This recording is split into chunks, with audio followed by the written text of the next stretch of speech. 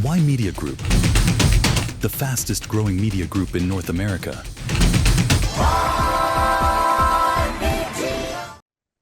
Hello and welcome to Ymedia Newsroom. I'm Ramona Singh, and it's always so great to spend this time with you.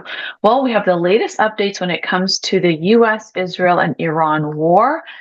Essentially, it is a mix between diplomacy and escalations taking place at the same time. President Trump says the deal with Iran is now very possible, while Tehran is signaling an openness to be able to continue its dialogue with the United States for a second round of meetings to be able to go over the peace plan and the points. And here at home, while Ottawa is preparing for major changes when it comes to fast track its projects when it comes to pipelines, mines, and what they describe as Prime Minister Mark Carney says is a nation-building infrastructure project. So we're going to cover all of that and what's happening in Ontario when it comes to its deal for backing a $300 million nuclear agreement. So that's all that we have and much more on today's newsroom show. So now starting with this war that's been taking place since February 28th, we saw massive escalations between the four countries actually, United States, Israel, and Iran, and then what started in southern Lebanon. So now, while the tensions are remaining high, and it is a volatile period, of course, we're hearing all the latest news coming out of the Strait of Hormuz and its closures, and essentially since the ceasefire started on April 7th, we've still heard about escalations taking place in the sea. And we've also heard about escalations taking place in southern Lebanon, and today's no different. But going on to what this means for coming to an end for this war that's been taking place for over 2 months now, essentially, Washington proposed a peace plan to Tehran, and Tehran is now saying that they're open to having a discussion and sitting down once again for a second time. Now, this is at the same time as we're hearing, a couple of things from the president in terms of, if there's no deal, there will be bombs, but also there's a good chance that there will be a deal. And meanwhile, Israel has launched fresh airstrikes on the capital city of Lebanon, Beirut, and the fighting has been continuing when it comes to Hezbollah, and the Israeli forces are exchanging attacks in southern Lebanon. So while that's happening, we have the global attention, of course, fixated on the Strait of Hormuz and what it means for gas prices, what it means for the regional conflict, and of course, the GCC countries and massive changes. As of May 1st, you had UAE leave OPEC, which is a massive shift after being part of OPEC for 50 years. So a lot of things are happening because of this war. And so now going into detail about what this means with the president and with Tehran. Well, essentially, President Donald Trump has said about Iran that it is very possible we'll make a deal, are his terms. And this negotiation is based on this one-page memorandum. And this is based on 14 points framework. And this has so far been an ongoing and intense mediation by Pakistan, who was there hosting the first round of talks, if you recall, in Islamabad, and then potentially a second round that was not really scheduled, and therefore it was canceled, but Pakistan was nevertheless prepared by blockading, roads and making sure that if there's going to be a second round of talks taking place between the United States and Iran, that it would be prepared. But now Pakistan is still the mediator in this negotiations, and essentially this proposal, it's a 14-point framework, which includes a 30-day ceasefire, lifting of U.S. sanctions, and releasing frozen assets. It has to do with Iran halting its nuclear enrichment. And of course, when it comes to ending the disruptions and the choke point of the Strait of Hormuz, the Strait of Hormuz is important because it essentially 20% of the world's oil comes through the Strait of Hormuz. So now when you go specifically into this proposal, you have the nuclear aspect of it, which is top of mind when it comes to President Trump. And essentially, Iran says that they would agree to not develop a nuclear weapon and halt uranium enrichment for at least 12 years. Other reports have mentioned that it could be a potential 20-year ban, which is what the US had proposed, and Iran first came back with 3 to 5 years, and now we're hearing that it could be up to 12 years. Strait of Hormuz, it would be essentially both sides. That would mean the United States and Iran would end competing blockades, right? So Iran was doing the blockades, and then the United States did another blockade of the Iranian ports. So it was a double blockade. So essentially, both sides would end the double blockade and reopen the critical waterway between between this narrow way of the Strait of Hormuz and allow the vessels to get through. And this would allow, of course, oil from Iraq, Saudi Arabia, Iran, as well as UAE, Oman, Qatar. All of those countries need that waterway to be able to ship their oil to the designated countries. Now, there is the main stickler on sanctions relief. Iran has been asking for sanctions relief. Essentially, Iran's had sanctions and embargoes for half a century, right? For almost 50 years. So this is something that the United States is looking at, that if there is compliance, that maybe perhaps the United States will lift sanctions and release billions of dollars in frozen Iranian funds.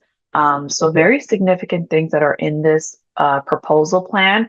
And then this 30-day negotiation window would be this, 30-day period to resolve the deeper, more long-term issues regarding this nuclear program and, of course, regional security when it comes to the GCC countries. So now, where are we at as of now? We essentially have President Trump saying that this deal is a very good deal. It could possibly, get to an end of war measures, which he really needs, because come October, there's the midterm elections. So this is just around the corner, and things have not been going so well for the United States when it comes to affordability, when it comes to, gas prices and so on and forth. So Iran's response has been so far that it's going to, it's open for dialogue. So this is very significant. Despite these openness from each side, we know that things are continuing in the Strait of Hormuz and in that waterway. Now, President Trump did say that he will resume bombing if there's no deal reached. So you have, something that would appear to be an open dialogue, meanwhile, with escalatory language and escalations and tensions in the Strait of Hormuz, right? So this is an ongoing situation that, of course, we're going to keep you up to date on what it means. Now, when it comes to Lebanon, it's a dire situation. So far, 2,700 people have been killed in Lebanon, and 1.2 million Lebanese people have been displaced as the fighting is taking place in southern Lebanon. So that's very significant. There has been a ceasefire that was supposed to be in place first, for a few days, then to 3 weeks. And essentially today, there's been reports that Israel has bombed Beirut, which is the capital city of Lebanon. And this clash is continuing between Hezbollah and the Israeli soldiers in this area in southern Lebanon. And when it comes to the Strait of Hormuz, we know that this is very critical because the ongoing issues with, the U.S. naval operations pausing, what they said would be an escort for other vessels to get through the Strait of Hormuz. We know that there's been reports of, attacks, seizing ships, and all kinds of news has come out of there. We know that there's been mine sweeping operation taking place because mines were placed in that waterway, claimed from Iran. And essentially Iran restricting, some of that passageway, and what we heard earlier this week with the attacks from Iranian side to the UAE. So we know that these escalations, peaked earlier of this week, and now towards the end of the week, we're hearing better things when it comes to the both countries. And so we're watching in terms of this diplomacy progressing between the two countries. In the middle is Pakistan. and while there's military escalations taking place in southern Lebanon and, of course, in the Strait of Hormuz. Now, this deal, deadline is fast approaching, as the White House is saying that, they need to get this done because next week we have President Trump visiting China. So that's very significant. And yesterday we had the Foreign Affairs Minister of Iran visiting the Foreign Affairs Minister of China in China. So, ahead of President Trump's trip, Iran was already there. Having discussions. We know China is one of the biggest consumers of Iranian oil, about 40%. So that's very significant during this time. And surely President Trump and the White House want to make sure that the president goes to China having some of these things cleared out. So now U.S. is saying they're waiting on Iran's reaction. Iran's response is supposed to be within 24 to 48 hours. And so this is a very fast developing situation that, of course, we're bringing you the latest as soon as we hear what comes out of the region. Now, what's been, top of mind for anybody outside of that region is gas prices. So the U.S. average gasoline price is now $4.56 a gallon. And this price is above the $4 mark in 49 states. So very significant. States like California, of course, have a higher rate. Their rate of, the gas pumps is $6.13 a gallon. So that's a massive increase. And this is a 50% increase since the war began. When it comes to the GTA, we saw that yesterday's prices were at, $1.89 cents a liter. And the previous day was $1.94 a liter. So we know that, it's affecting us here. And that's been around the average national for gas prices in Canada.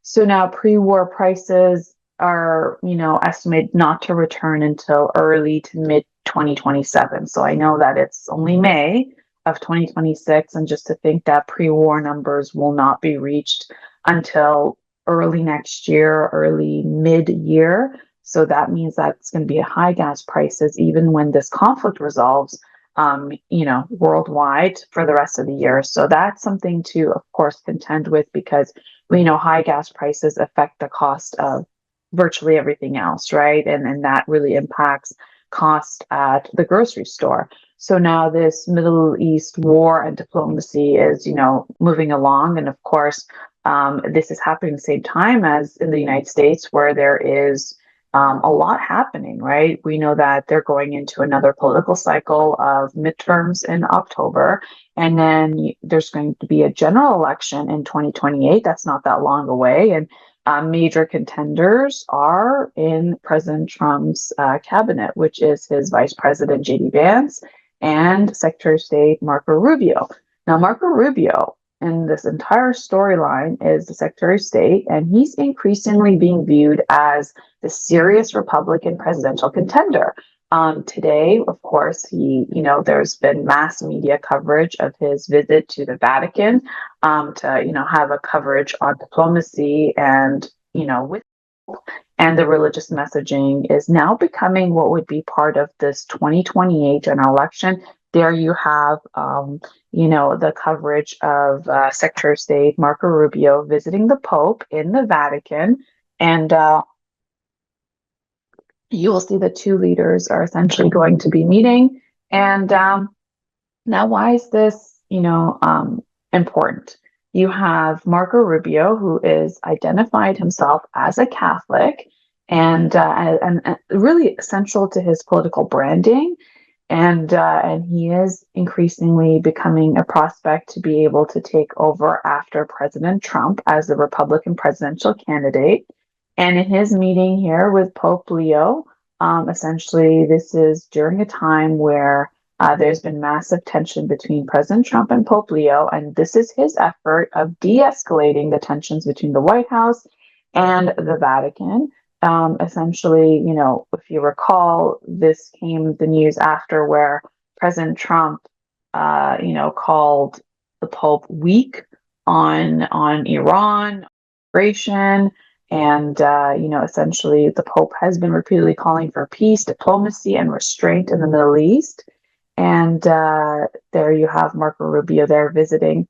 And he had a private audience with Pope Leo and the Vatican Secretary of State Cardinal. And essentially, it's been said that there was about 2 to 2.5 hours where their talks continued. So that's quite significant. Topics that were discussed were the Iran war, the Middle East peace, humanitarian crisis, religious freedom, and Western Hemisphere stability. And those are top of mind. This Pope has been very active. This Pope is the first American Pope also, and he's been very vocal on all these matters that are important to world peace. So now, Marco Rubio, why is this significant? He's a practicing Catholic. He is increasingly being seen as the bridge between the Vatican and the Trump administration. He is emerging as a massive contender during this time. And, the Vatican has been very vocal, right, when it comes to the expansion of Iran war, nuclear escalations, humanitarian destruction. The Pope has been very, very vocal. And so now what does this mean for Marco Rubio? Well, he's had some very viral moments, right? So essentially, Rubio's Christian Broadcasting Network, he did an interview, and that clip essentially circulated 5.5 million views, and an edited campaign style repost had another 3 million views. So we know that this is great for the Rubio brand, given that, in just 2.5 years, he's going to be, potentially, less than that, because you're going to have a presidential candidate in a year and a half, right, to go into election period with who would be the Democratic presidential candidate.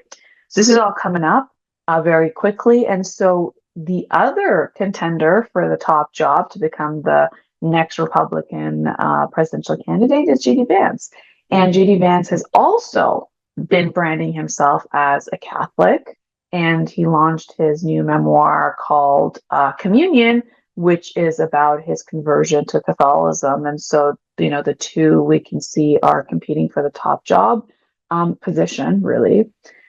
And it was very interesting because when it comes to this war in the Middle East with Iran, you had Marco Rubio front and center for the first few weeks of the war, and J.D. Vance nowhere near anything about the war between, United States, Israel, and Iran. And then yet it was J.D. Vance who was there at the round table to sit down with Iran to have those serious negotiations to end the war in Islamabad. And Marco Rubio, who should be there as the Secretary of State, wasn't there. We know that the first round of talks were failed because of the new red lines that were brought from the United States side to Iran, such as zero enrichment of uranium, not even for civilian purposes, which was not part of the peace plan agreement to begin with. So, of course, they couldn't come to terms on that for the 20-year mark on that first meeting.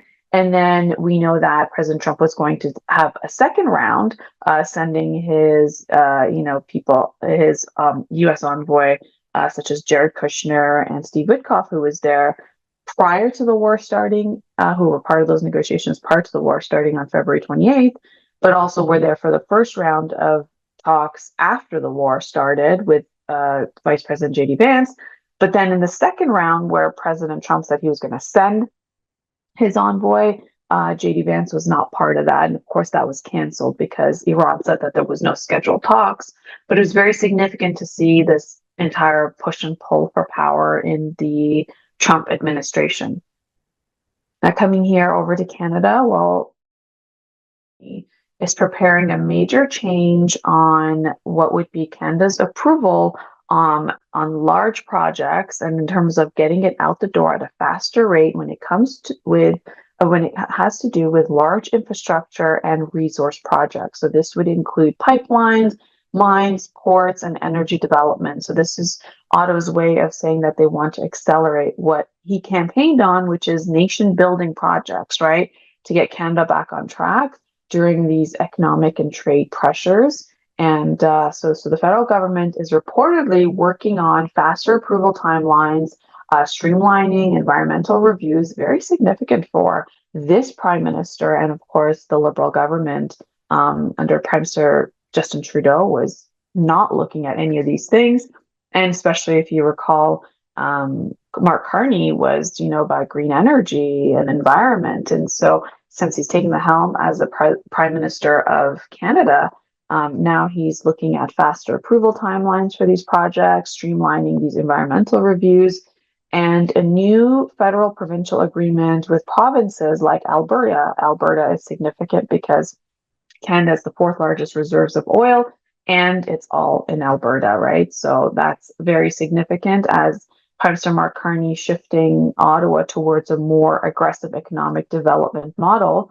And what he's saying is that at the same time, he wants to balance climate goals, energy security, industrial expansion, and what he deems as national competitiveness at this time, right? We know that we announced yesterday that Canada had posted actually surplus in earnings when it comes to oil in March, and that's very significant in the that it hadn't in that 6-month mark period. So this is coming at a time where we're seeing this Prime Minister discussing with Premier of Alberta in terms of expanding pipelines from Alberta to British Columbia and to make sure that Canadian oil gets to the market when it comes to Pacific Asia, such as China and Japan and South Korea, and some of those very key markets that highly rely on oil that comes out of Strait of Hormuz. So when it comes to South Korea and Japan, their reliance on oil from those GCC countries about 65 to 75%.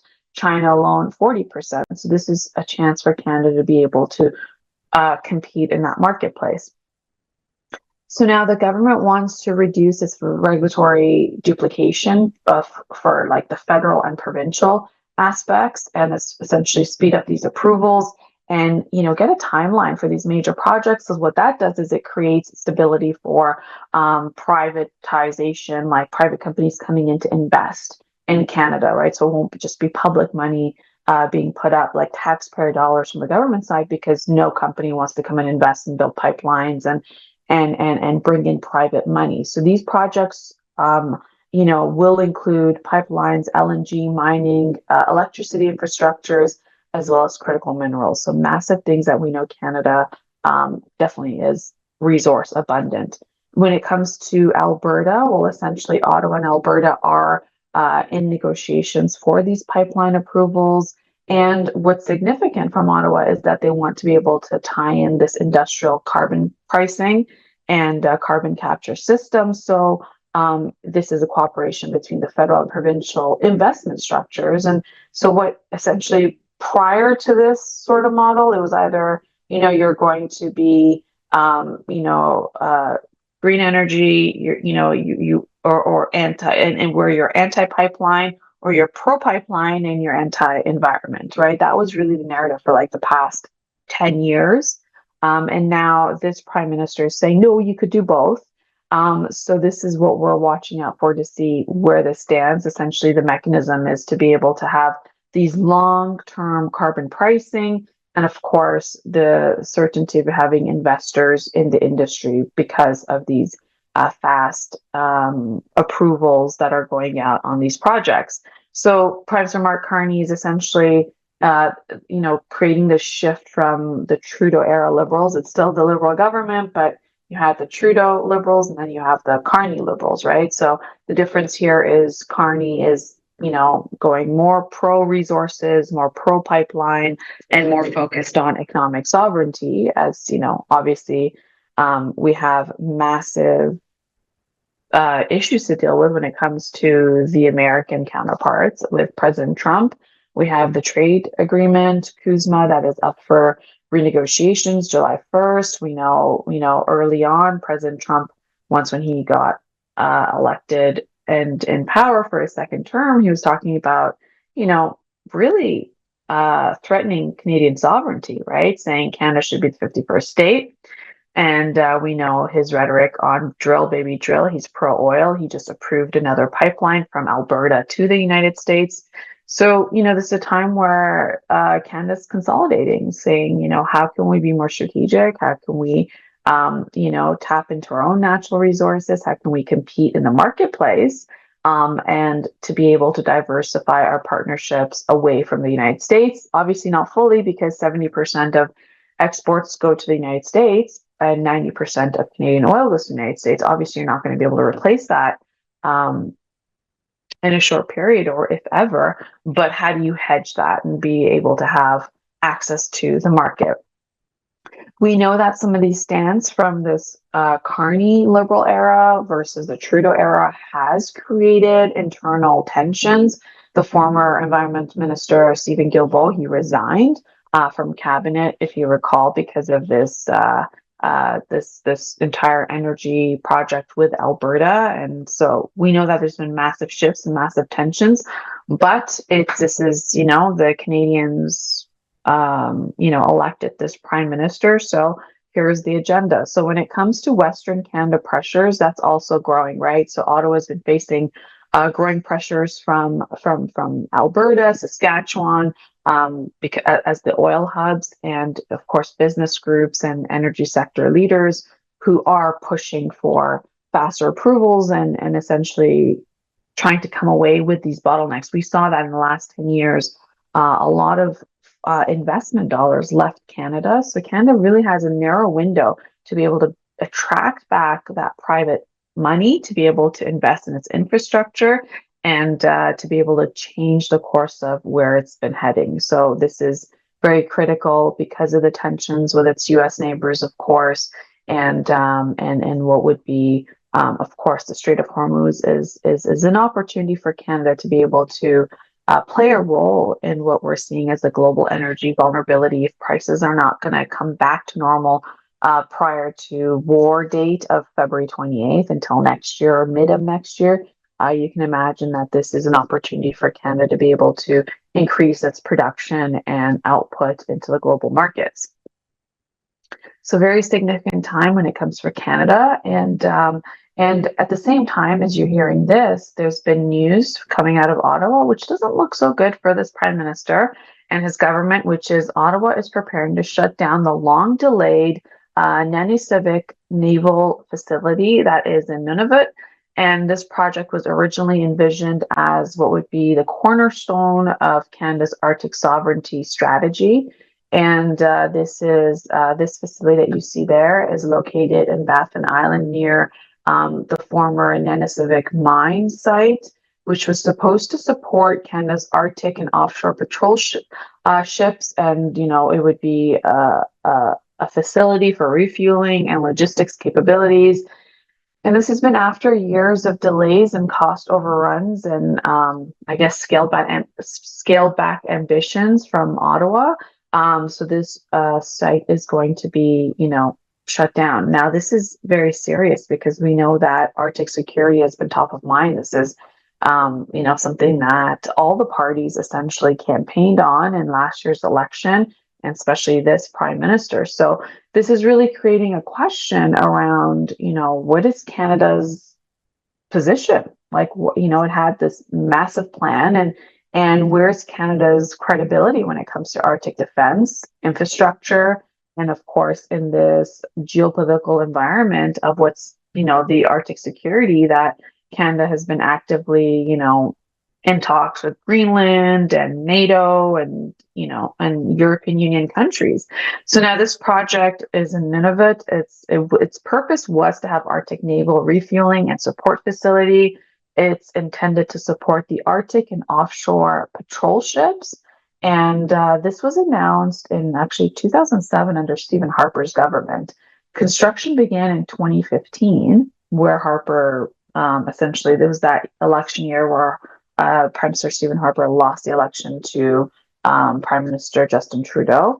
And there's been massive delays, of course. And we know under Prime Minister Justin Trudeau what happened to the defense file in terms of lack of investment. So here you have the situation where this project essentially scaled back, year-round naval operations, all of that. Its original plans was to have the deep water ports, have the larger Arctic logistic hub, but all of that has been now scaled back. So Canada's in a situation where, it wants to defend its Arctic sovereignty, and yet it's coming up with this situation. The Arctic sovereignty is because, Russia's expanding Arctic military presence.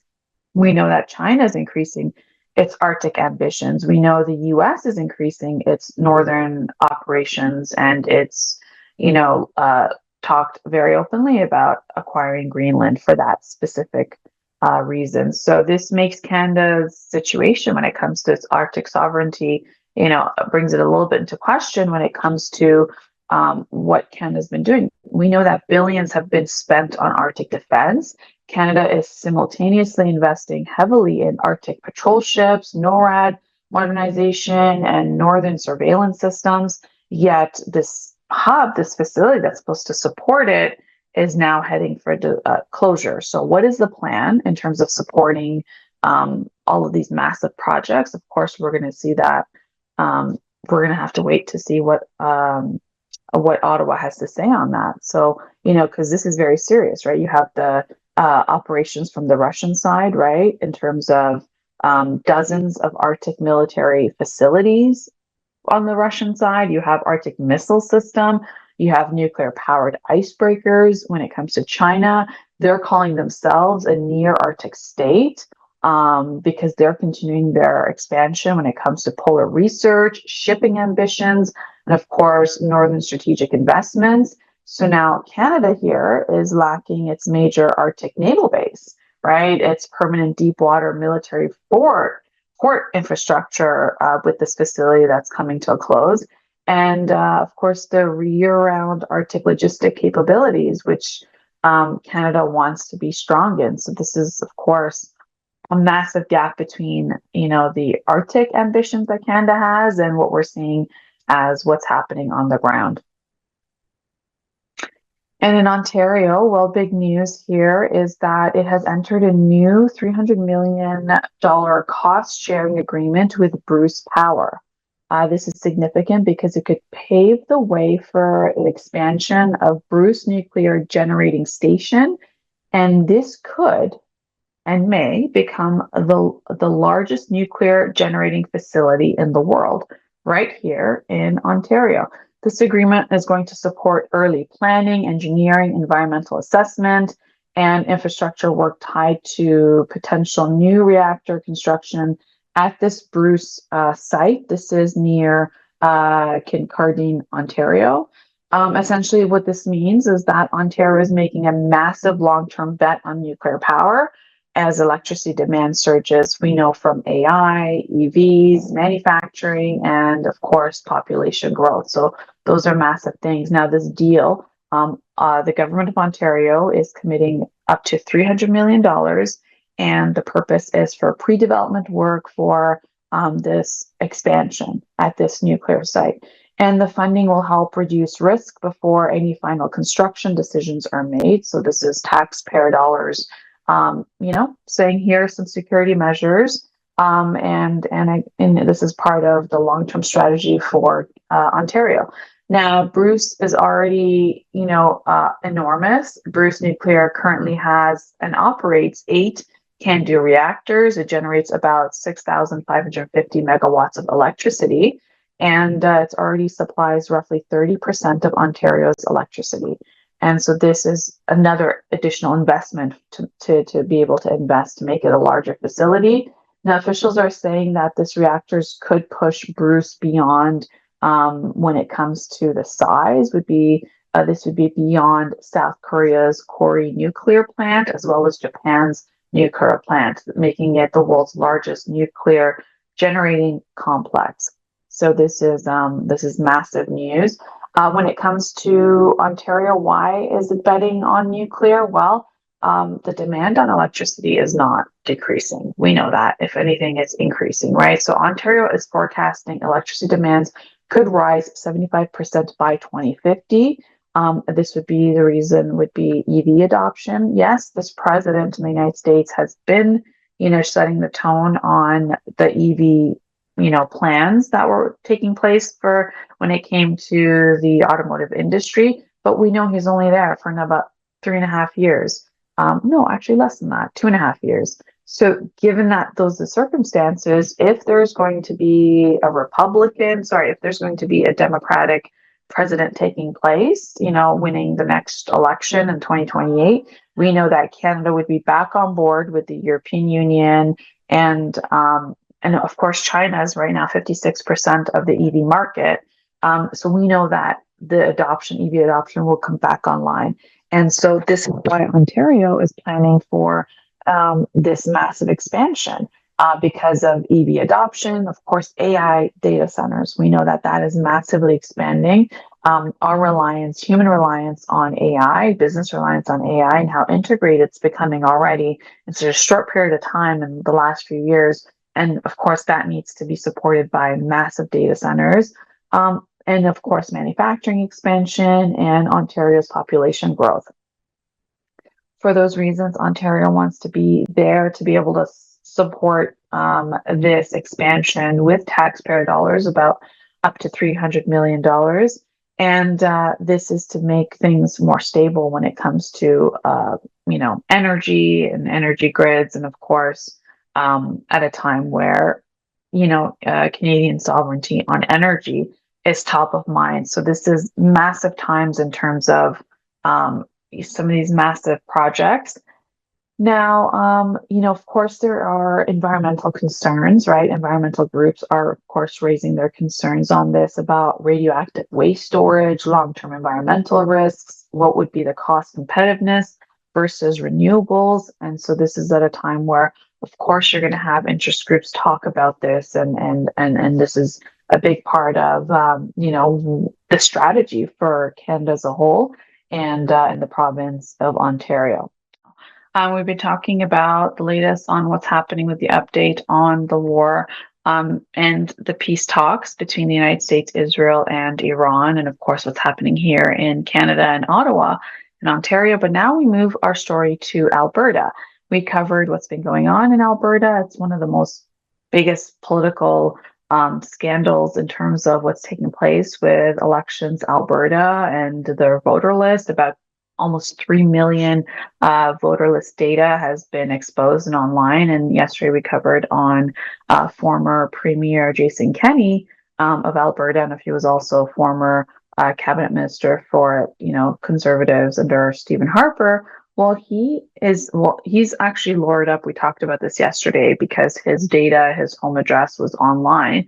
But now he's talking about something different today. He's actually really signaling something that Ottawa needs to hear and the rest of Canada need to be aware of. Essentially, this former Alberta Premier, Jason Kenney, is publicly urging Federalist Canadians to become more active in countering Alberta's separatism, warning that this movement is no longer a fringe political sideshow. So we know that Alberta has been talking about separating. I mean, not all of Alberta, but Albertans. There are some that have been, actively talking about separating from the rest of Canada and wanting to become a sovereign entity of their own.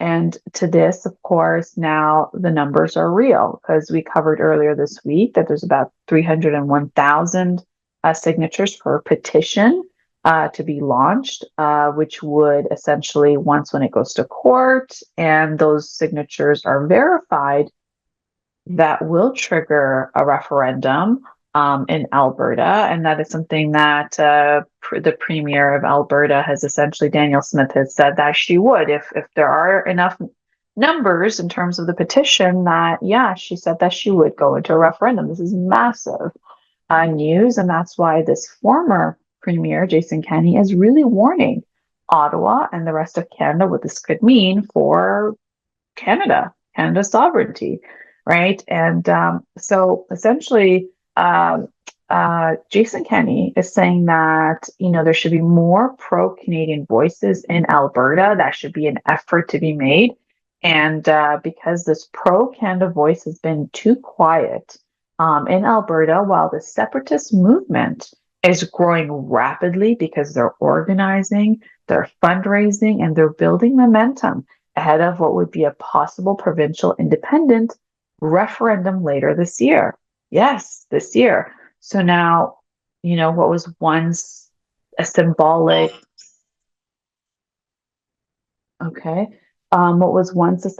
Western frustration that we heard come out of Alberta is now increasingly becoming a serious political and constitutional issue is the main thing. So now let's look at why he is, warning Ottawa and the rest of Canada. Essentially, this has to do with the 301,000 signatures that were submitted to Elections Alberta earlier this week. We showed you the pictures of massive stacks of papers, which were petition signatures by Albertans. And, the coverage that's happening in Alberta of people actually rallying around this idea of separating from the rest of Canada and going into a referendum for a vote. Now, so what is a threshold? You need a threshold of 178,000 signatures to trigger a referendum consideration. Given that 301,000 signatures were submitted, that is way past the threshold of the 178,000 needed to trigger the referendum. Now, of course, it needs to go to court. It needs to be verified that these signatures are real and these are, voters in Alberta. And then, of course, that is going to trigger a vote, and that could be as early as October. So just around the corner. We know that this is held up in court right now because the Indigenous community actually, brought up a claim saying, hey, we have our rights and we have laws in place, which is why this Canadian Federation came to be. So now the question that is being proposed is, should Alberta cease to be part of Canada and become an independent state? And that vote appears on Canada's October referendum ballot. If signatures are verified, if those 301,000 are verified, well over the threshold of the 178,000 signatures needed, that is a massive shift to what it means for the future of Canada. And of course, this prime minister is trying to make sure these projects get off the ground and make sure that Albertans are feeling valued, because for a long time, Alberta has felt that, it's a triangle between the powers between Ottawa, Montreal, and Toronto, and that Western Canada is forgotten because the laws that are coming out of Ottawa have nothing to do with, when it comes to the industry and the economy of Western Canada. And essentially, for that reason, it's had the sentiment to get that many signatures. Now, there is polling that's been taking place, of course, suggesting that nearly only 18 to 30% of Albertans now express some sort of support for independence away from Canada. And of course, it's a bit higher than historic norms. It stayed at those numbers compared to polls from last year.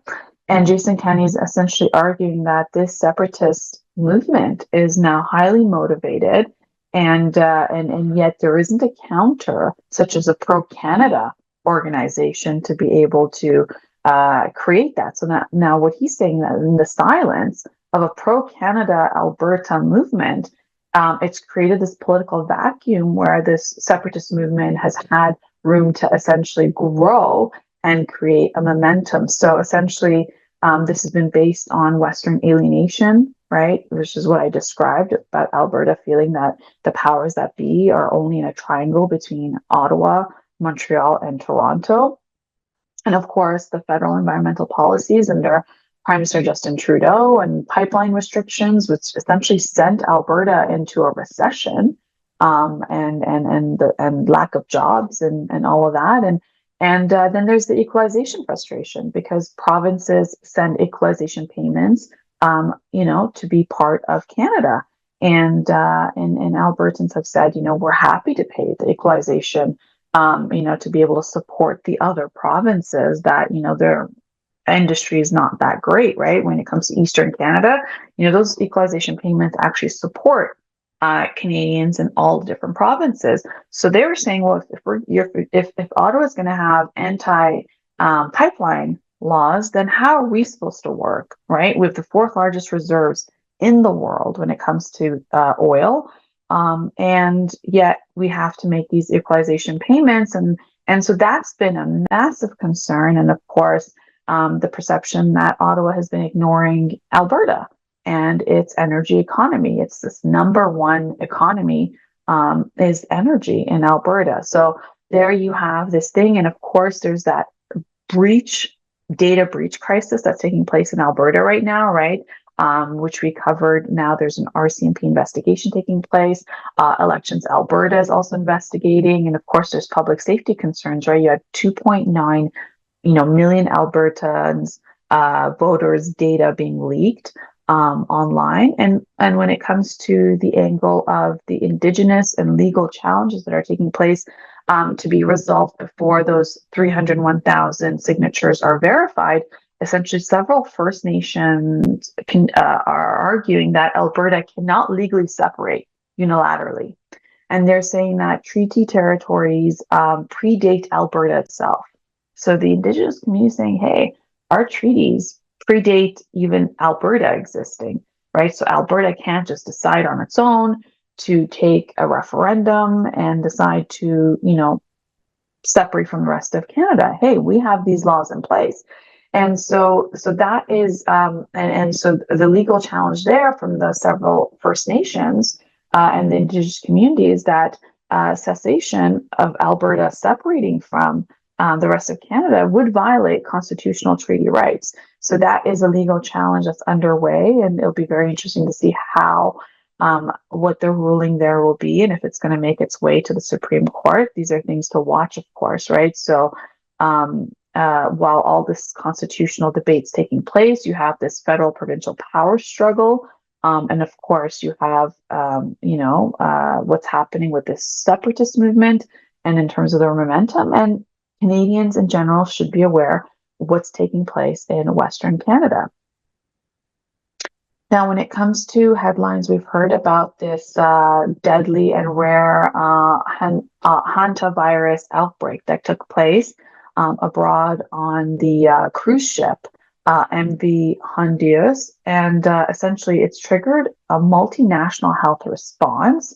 Essentially, authorities are scrambling to trace the passengers across multiple countries because now 3 people have died and several more have become infected.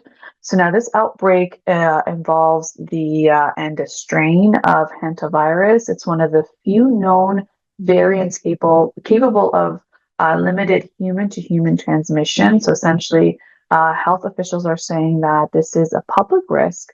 Although it remains low, the outbreak is highly unusual. So that is what's cause of concern, because hantavirus outbreaks on the outbreak that happened on the cruise ship is a very rare circumstance.